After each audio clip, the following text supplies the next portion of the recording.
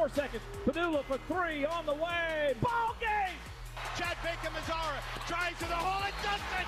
It gets out of the play! What a shot by Ziegler.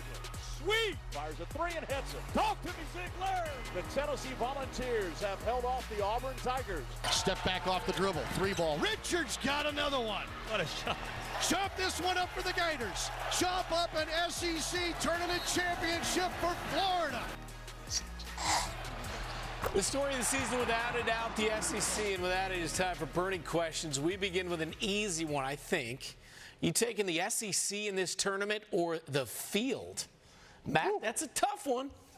I'm taking the field, in part because I have a non-SEC team winning the national championship, so that makes it easy. I'm going to take the field, although the SEC, 14 teams in the bracket, and only, by the way, only 3 potential second-round matchups intra-conference there, so there's a chance the SEC could get 6, 7, 8 teams into the Sweet 16, but I'm going the field. I'm going the field, and just like Matt, I don't have them winning the national championship. I only have one of them making it to the Final Four.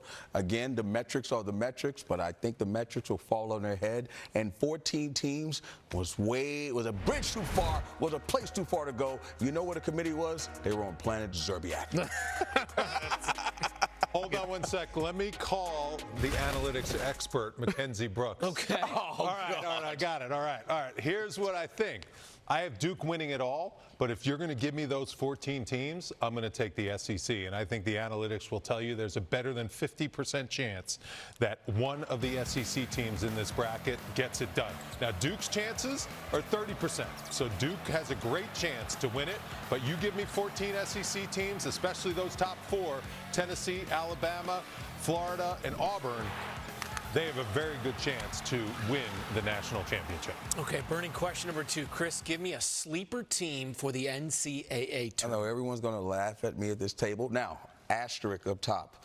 Injury, we don't know yet, all right? We got to get Darrell Booknight on his job and find out what's going on with Tyrese Hunter, because I'm going with Penny. Penny, not Little Penny. I'm going with Memphis. I believe Memphis is the sleeper. You mentioned earlier in the show, the teams that they beat, they ran through the AAC, and I just believe with their experience, Penny did a great job with NIL, bringing the right players in, and this is the breakthrough year for the Memphis Titans. In case his family is watching, it is Darrell Bocknight. You know, Ball. Oh, good. I'm going Colorado State Rams out of the Mountain West. Nico Medved just spoke on our show, and he told us they're playing the best basketball of the season. Nick Clifford is going to light up this NCAA tournament.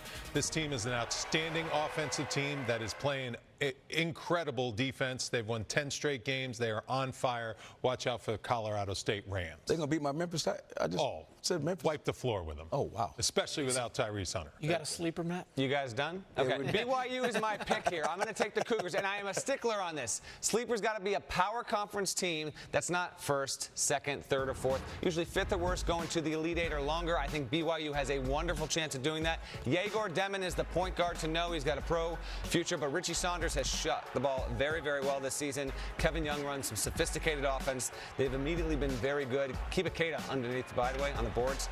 Haas, really, really good player. Haas? This is a dangerous. If I'm dropping Haas, I'm not messing around. It's a dangerous team. Plus, you're aging all of us, really, because that's a word we all grew up with. All the 20-somethings. Sleepers, Matt. Sleepers, not teams that are going to put us to sleep. Sleepers. Wow, BYU, the hate. Sleepers, not night teams. Final question. Give us your grade for the committee's work on this year's bracket. Wally, let's give them the grade. I will give them a C-. It's not an easy job, and it's all because of the Carolina. I just can't wrap my head around it. No explanation for it. They missed a couple seeds, which always happens. Michigan and Louisville, I agree with you, Matt, but I'm going to give them a C-. I will go C, and it's not just with the Carolina stuff. Michigan shouldn't be a 5. Louisville shouldn't be an 8. You've also got some random stuff in here, like Illinois is a 6. It only has to go up till Milwaukee. You've got the fact that Michigan has to go and play UC San Diego. Maryland, a 4 seed, has got to fly across the country and go and play in Seattle more than 2,000 miles. There's just a few of these across the board where the worst seeded teams might be getting a geographic fan advantage versus the better teams in that. So I thought they could have done a better job, and and arranging the bracket in that kind of way. Louisville, same thing, right? That's the most egregious of them all. Louisville has zero business being on the 8 line, and they're going to get to drive to Lexington and have their fans there, and then it's not fair to Louisville because they're the wrong seed, and then the #1 overall seed will have the biggest fan disadvantage in the second round, provided they move on. It's the tournament of champions. You got to beat somebody on a neutral site. I know that's great. None of that matters. I'll give them a B. North Carolina was egregious, but I think they got most of it right with getting teams in. Xavier with 1 quad 1 win. Texas getting in. At the end of the day, tournament expansion. Let's have it. Absolutely not. That's out of his mind. Expansion? 275 teams in 1985. Get out of here. It's 365 teams. They only expanded 4 teams in 40 years. None of the teams that joined D1 are good enough to get to the second round. Expand.